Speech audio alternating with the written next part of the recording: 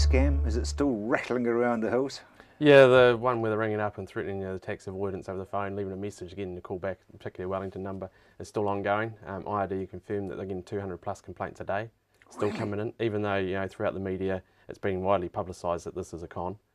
They're still getting all these people ringing them up. In fact, I had 2 clients last week ring me that had voice messages left on their answer machine saying that they'd been caught for tax avoidance and to ring and pay up basically.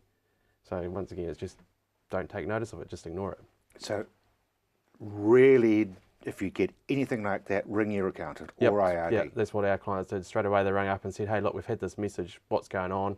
And we were able to confirm to them that it was not legit.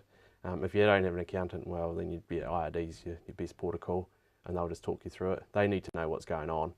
So when we get a phone call, we report it to them just so they know that it's still going. But yeah, 200 plus a day is still a big number. That's huge. Are the police looking at it? Yeah, there's all the phone companies are into it, and the police are trying to track things down. That they have a Wellington number one day and then it's gone. It's closed down. So the phone companies are on it pretty quick, but it's not stopping them making these calls and setting up again and again and again. One would wonder how many people fall for it. Quite a few apparently. I'm not sure of the exact number and it hasn't been released, but No, they probably won't release it. There has been quite a few that have been caught, and they're actually getting more and more threatening in their nature when you talk to them. They're getting very aggressive, and yeah, it's putting a lot of people quite scared. What's the latest with Kiwi Saver? Well, we've seen a bit of news out there that it's a bit volatile at the moment, and this is a good time for people to actually start thinking about whether they should be in Kiwi Saver, or if they are, what sort of funds they're in. Because some Kiwi Savers have been hit quite hard because of the drop in the markets, to be expected because of what they're like. But there's 5 different fund types, and most people are in the conservative fund, which could mean that in the long run for their retirement they miss out on quite a bit of savings. An analysis was done recently where they said over a 40-year period, if you stuck in that compared to some others, you might be 400,000 short compared to some other schemes.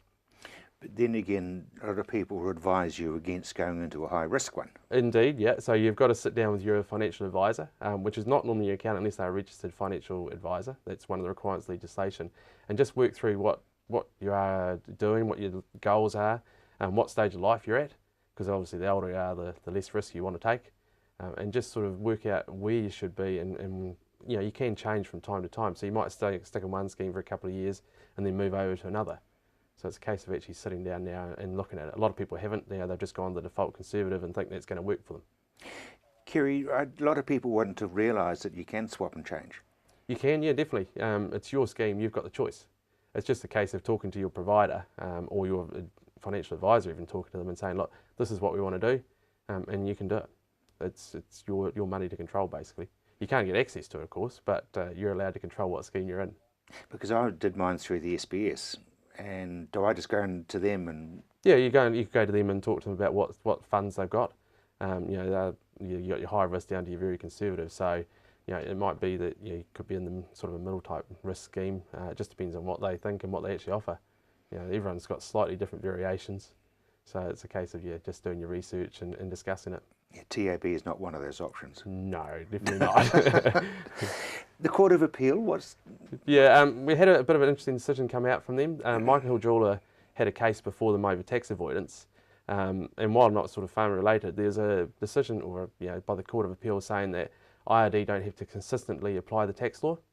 They've come out and said the legislation says it's just your tax has to be fairly determined and according to the law, but the Commissioner can change their opinion from case to case if they want. So it doesn't have to be, if you did one thing, the next case has to be exactly the same as yours. They've got free rein, basically, to determine the law as they see fit. Because Michael Hill's a company, isn't it? Yeah, it's one of the international... And a very big one. Yeah, an international jeweller. And they did a scheme that another company got away with it, basically, and they got trapped. They got caught on tax avoidance. So it's a bit of a heads up for people that, don't rely on something that your neighbour might have done, thinking, they did this scheme, well, we can go and do that as well. It may not work for you. IRD could have a different opinion. Normally you would think that if a law situation had been passed and everything was okay, that's now the law. Yeah, everything's open to interpretation. And it's ongoing. We get a lot of questions from clients and we've got to sit down and look at how the law is, and then you go and look at the court cases and you just work your way through it, and it does vary from time to time. And even from office to office of IRD. they have little quirks that, they think one way, whereas another office will think a different way. Makes it bloody tough for people like you as an accountant. Oh, it makes it exciting for us.